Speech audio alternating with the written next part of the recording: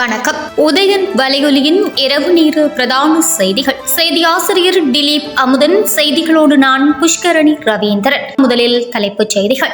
மீனவர்களுக்கு விடுக்கப்பட்ட அவசர அறிவிப்பு.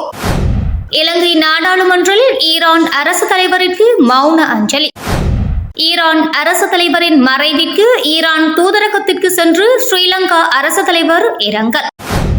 யாழ்ப்பாண பல்கலைக்கழக ஜனநாயக ஊழியர்கள் சங்கத்தினரால் கவன ஈர்ப்பு போராட்டம் முன்னெடுப்பு. தீர்வை தருவார்கள் என நம்பி இருக்கின்றோம்.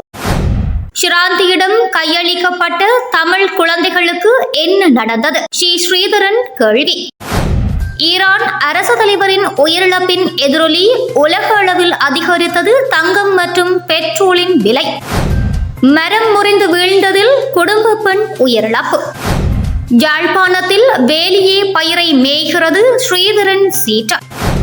ஒரே தடவையில் சுகப்பிரசவத்தில் 4 குழந்தைகள். கிழக்கு ஈழத்தில் அதிசயம். நாட்டில் நிலவும் சீரற்ற காலநிலை காரணமாக பல நாள் மீன்பிடி படகுகள் உட்பட அனைத்து மீன்பிடி படகுகளும் இன்று முதல் மறு அறிவித்தல் வரை கடலுக்கு செல்ல வேண்டாம் என கடற்தொழில் மற்றும் நீரியல் வள பணிமனை அறிவித்துள்ளது. கடற்தொழில் மற்றும் நீரியல் வள பணிப்பாளர் நாயகம் சுசந்த ககவத்த இன்று ஊடகங்களுக்கு கருத்து தெரிவிக்கையில், அடுத்த சில நாட்களில் நாட்டை சூழவுள்ள கடற்பரப்புகளில் பலத்த மழை மற்றும் காற்று வீசக்கூடும் என தெரிவிக்கப்பட்டுள்ளதை அடுத்து இந்த தீர்மானம் எடுக்கப்பட்டுள்ளதுடன் தற்போது கடற்தொழிலுக்கு சென்றுள்ள பல நாள் மீன்பிடி படகுகளை பாதுகாப்பான பகுதிகளுக்கு செல்லுமாறு அறிவிக்கப்பட்டுள்ளதாகவும் அதன் பணிப்பாளர் மேலும் குறிப்பிட்டுள்ளார். சபாநாயகர் மஹிந்த ஜாபா அபேவர்தன தலைமையில் இன்று காலை நாடாளுமன்ற நடவடிக்கைகள் ஆரம்பிக்கப்பட்ட நிலையில் நாடாளுமன்றில் மறைந்த ஈரான் அரசு தலைவர் இப்ராஹிம் ரைசிக்கு மௌன அஞ்சலி செலுத்தப்பட்டது. நாடாளுமன்ற நடவடிக்கைகளின் ஆரம்பத்தில் எதிர்க்கட்சித் தலைவர் சஜித் பிரேமதாச மறைந்த ஈரான் அரசு தலைவர் இப்ராஹிம் ரைசி மற்றும் அந்நாட்டின் அயலுறவுத்துறை அமைச்சர் ஹொசைன் அமீர் அப்துல்லாஹியன் உள்ளிட்டோரை நினைவு கூர்ந்து தனது இரங்கலை தெரிவித்ததுடன் ஆளுங்கட்சியின் தலைமை அமைப்பாளர் அமைச்சர் பிரசன்ன ரணதுங்கவின் வேண்டுகோளுக்கிணங்க அமைச்சர்கள் உட்பட அனைவரும் மறைந்த ஈரான் அரசு தலைவர் உள்ளிட்டோரை நினைவு கூர்ந்து 1 நிமிடம் மௌன அஞ்சலி செலுத்தியமை குறிப்பிடத்தக்கது. கொழும்பில் ஈரான் தூதரகத்திற்கு இன்று காலை சென்ற அரசு தலைவர் ரணில் விக்ரமசிங்க ஈரான் அரசு தலைவர் இப்ராஹிம் ரைசியின் திடீர் உயிரிழப்புக்கு தனது இரங்கலை தெரிவித்துள்ளார். ஈரான் அரசு தலைவரின் மறைவு குறித்து ஈரான் தூதுவர் உள்ளிட்டோருடன் கலந்துரையாடிய அரசு தலைவர் ரணில் விக்ரமசிங்க அங்கு வைக்கப்பட்டிருந்த குறிப்பேட்டில் இரங்கல் குறிப்பை பதிவிட்டதுடன் அரசு தலைவர் இப்ராஹிம் ரைசியின் திடீர் உயிரிழப்புக்கு ஈரான் அரசாங்கத்திற்கும் அந்நாட்டு மக்களுக்கும் தனதும் இலங்கை அரசாங்கத்தினதும் ஆழ்ந்த அனுதாபங்களை தெரிவித்தமை குறிப்பிடத்தக்கது. சம்பள உயர்வு உள்ளிட்ட பல்வேறு கோரிக்கைகளை முன்வைத்து பணி புறக்கணிப்பில் ஈடுபட்டு வரும் யாழ்ப்பாண பல்கலைக்கழக ஜனநாயக ஊழியர் சங்கத்தால் பல்கலைக்கழகத்தின் பிரதான நுழைவாயிலில் இன்று கவன ஈர்ப்பு போராட்டம் முன்னெடுக்கப்பட்டது. ஊழியரின் பொருளாதார நிலைமையை கருத்திற்கொள் MCA கொடுப்பனவை அதிகரி, கல்விசாரா ஊழியர்களை மாற்றான் வீட்டு பிள்ளையாக்காதே போன்ற வாசகங்கள் எழுதப்பட்ட பதாதைகளையும் காட்சிப்படுத்தியவாறு போராட்டம் முன்னெடுக்கப்பட்டது.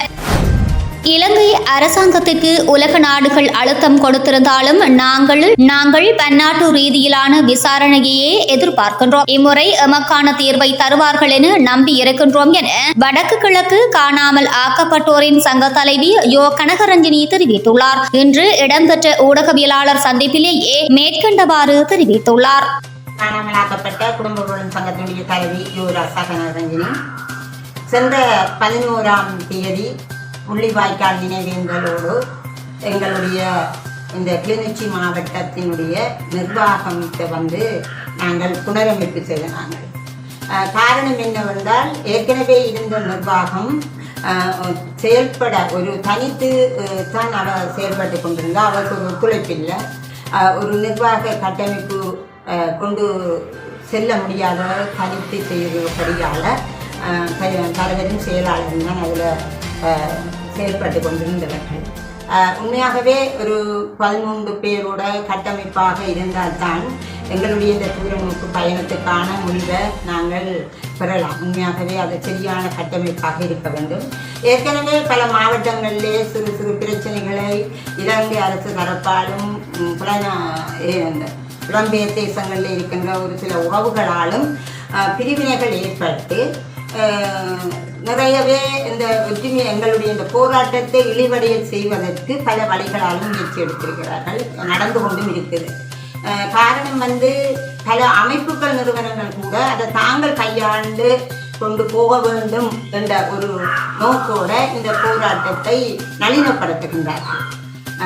ஆகவேதான் நாங்கள் 2017 மாசி மாதம் 20ஆம் தேதி தொடங்கிய இந்த போராட்டமானது 36வது கூட்டத்தொடரிலிருந்து வரைக்கும் அந்த எங்களுடைய உண்மை நிலைமைகளை அங்கே எடுத்து கூறிக்கொண்டிருக்கின்றோம். நாங்கள் போக முடியாத தருவாயிலும் கூட நாங்கள் எங்களுடைய 8 மாவட்டத்தினுடைய வலிந்து காணாமலாக்கப்பட்ட உறவுகளுடைய அந்த லெட்டர்களிலே நாங்கள் அனுப்பி கொண்டிருக்கின்றோம் எங்களுடைய உண்மையான அறிக்கை.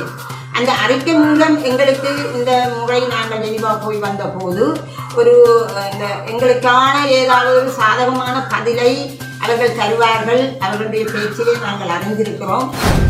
இறுதிக்கட்ட போரின் போது முன்னாள் அரசு தலைவர் மஹிந்த ராஜபக்ஷவின் துணைவி ஷிராந்தி ராஜபக்ஷவிடம் கையளிக்கப்பட்ட குழந்தைகளுக்கு என்ன நடந்தது என பன்னாட்டு மன்னிப்பு சபையின் செயலாளர் நாயகம் ஆக்னஸ் கால்மார்ட் கேள்வி எழுப்பியதாக நாடாளுமன்ற உறுப்பினர் ஸ்ரீ ஸ்ரீதரன் சுட்டிக்காட்டியுள்ளார். மன்னிப்பு சபையினுடைய செயலாளர் சொல்லுகிற குழந்தைகளை கண்டுபிடிப்பதற்கு தங்களுடைய கையினால் ஒப்படைக்கப்பட்ட கணவன்மாரை தங்களுடைய பிள்ளைகளை கண்டுபிடிப்பதற்கு தாங்களாக சரணடைந்த போராளிகளுடைய உண்மைகளை கண்டறிவதற்கு சர்வதேச மன்னிப்பு சபையினுடைய அந்த கோரிக்கைகளையும் உள்ளடக்கி இந்த நாட்டுக்கு ஒரு நீதி கிடைக்க வேண்டுமென்றால், சட்டம் சரியானதாக இருக்க வேண்டுமென்றால், கௌரவ தலைமை தாங்கும் உறுப்பினர் அவர்களே, இதற்கான நீதி என்பது ஒரு சர்வதேச நீதியாகத்தான் அது அமைய முடியும். இலங்கைக்குள் இது நடக்காது. இலங்கையிலே கொலை செய்தவர்கள் சுதந்திரமாக இருக்கிறார்கள். அவருடைய பிள்ளைகள் பல இடங்களில் பல்கலைக்கழகங்களில் சுதந்திரமாக படிக்கிறார்கள்.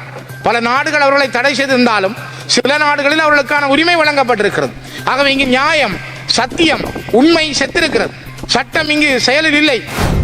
ஈரானிய அரசு தலைவர் இப்ராஹிம் ரைசியின் உயிரிழப்பால் உலகளாவிய ரீதியில் தங்கம் மற்றும் கச்சா எண்ணெயின் விலை அதிகரிக்கும் அபாயம் ஏற்பட்டுள்ளதாக தகவல்கள் வெளியாகியுள்ளன. ஈரான் அரசு தலைவரின் உயிரிழப்பை அடுத்து கடந்த திங்கட்கிழமை பன்னாட்டு சந்தையில் கச்சா எண்ணெய் விலை அதிகரித்துள்ளது. ஈரானின் தற்போதைய நிலைமையின் அடிப்படையில் கச்சா எண்ணெயின் விலையில் ஏற்ற இறக்கம் காணப்படுவதால் பெட்ரோல் மற்றும் டீசல் விலையும் அதிகரிக்கும் ஆபத்தும் ஏற்பட்டுள்ளதுடன் ரைசியின் உயிரிழப்பால் பங்குச்சந்தையிலும் கடும் தாக்கம் ஏற்பட்டுள்ளது. முதலீட்டாளர் தங்கத்தை நோக்கி செல்வதால் அதற்குரிய கேள்வியும் அதிகரித்து தங்கத்தின் விலையும் உயர்ந்துள்ளது. ஈரானில் ஒரு நிலையான தலைமை உருவாகும் வரை இந்த நிலைமை நீடிக்கும் என பொருளாதார நிபுணர்கள் தெரிவித்துள்ளமை குறிப்பிடத்தக்கது. குளிகாப்பட்டிய மாதம்பே பிரதான வீதியில் சுதுவெல்லவில் இன்று மிகப்பெரிய மரம் ஒன்று சரிந்து வீழ்ந்ததில் பெண்ணொருவர் உயிரிழந்துள்ளதாக போலீசார் தெரிவித்துள்ளனர். மாதம்பே கல்முருவையைச் சேர்ந்த ஒரு பிள்ளையின் தாயே இவ்வாறு உயிரிழந்தவர் ஆவார். இவர் கல்முருவில் இருந்து சிலாபம் நோக்கி உந்துருளியில் பயணித்துக் கொண்டிருந்த நிலையில் கடும் மழை காரணமாக வீதியோரத்தில் இருந்த மிகப்பெரிய மரம் ஒன்றின் கீழ் நின்றுள்ளார். இந்த நிலையில் திடீரென அந்த மரம் முறிந்து வீழ்ந்ததில் சம்பவ இடத்திலேயே உயிரிழந்துள்ளதாக போலீசார் தெரிவித்துள்ளனர்.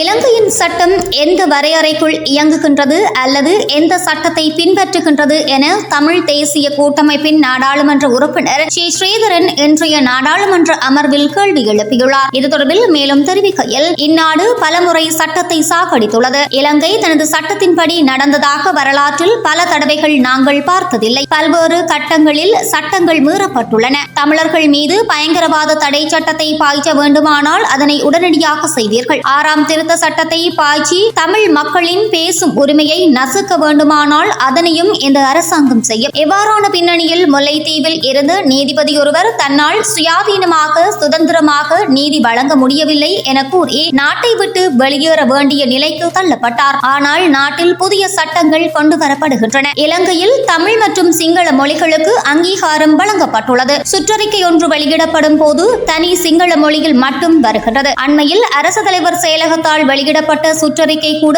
தனி சிங்களத்தில் மட்டும் வெளியிடப்பட்டுள்ளது. இலங்கையில் தமிழ் மொழி எந்த சட்டத்தின்படி இயங்குகின்றது? இந்த நாட்டில் 2 மொழிகளுக்கு வழங்கப்பட்டுள்ள அந்தஸ்து சரியாக வழங்கப்பட்டுள்ளதா? சட்டத்தின் ஊடாக மாகாண சபைகளுக்கு வழங்கப்பட்டுள்ள அதிகாரங்களை கூட நடைமுறைப்படுத்த முடியவில்லை. இலங்கையில் சட்டம் அரசியல் நடவடிக்கைகளுக்கு மட்டுமே பயன்படுத்தப்படுகின்றது. நேற்று இரவு கூட யாழ்ப்பாணத்தில் போலீஸ் அதிகாரி ஒருவர் பொதுமகனை வாளால் வெட்டுகிறார். வேலியே யாழ்ப்பாணத்தில் பயிரை மேய்ந்து கொண்டிருக்கிறது. போலீசாரின் அடாவடித்தனம் இலங்கையில் உள்ள மக்களின் ஒற்றுமையை பறிக்கின்றது. ஆகவே சட்டங்கள் நீதியின் அடிப்படையில் செயற்படுத்த வேண்டும் என்றார். மருத்துவ வரலாற்றில் ஒரு கருவில் 4 குழந்தைகளை ஆரோக்கியமாக தாயொருவர் பிரசவித்துள்ள சம்பவம் மட்டக்களப்பு போதனா மருத்துவமனையில் இடம்பெற்றுள்ளது. மட்டக்களப்பு புதுக்குடியிருப்பைச் சேர்ந்த கரிகரன் கிருஷ்ணவேணி என்பவரே இந்த குழந்தைகளை பிரசவித்துள்ளார். மருத்துவத்துறையின் வரலாற்றில் இயற்கை முறையில் இவ்வாறு கருத்தரிப்பது அரிதாகவே காணப்படுவதாக மட்டக்களப்பு போதனா மருத்துவமனையின் மகப்பேற்று மருத்துவ நிபுணர் மருத்துவர் சரவணன் தெரிவித்துள்ளார். இவ்வாறு ஒரே கருவில் 4 குழந்தைகள் இயற்கையாக கருத்தரித்து சுகப்பிரசவமாக அமைந்தமை மருத்துவத்துறையில் மிகவும் அரிதான விடயமாக பார்க்கப்படுவதுடன் 4 குழந்தைகளும் மிகவும் ஆரோக்கியமாக உள்ளதாகவும் மட்டக்களப்பு போதனா மருத்துவமனையின் மகப்பேற்று மருத்துவ நிபுணர் மருத்துவர் சரவணன் தெரிவித்துள்ளார். இத்துடன் உதயனின் இரவு நேர பிரதான செய்திகள் நிறைவடைகின்றன. தொடர்ந்து நாளை காலை நேர செய்தி சுருக்கத்துடன் இணைந்திருக்கலாம்.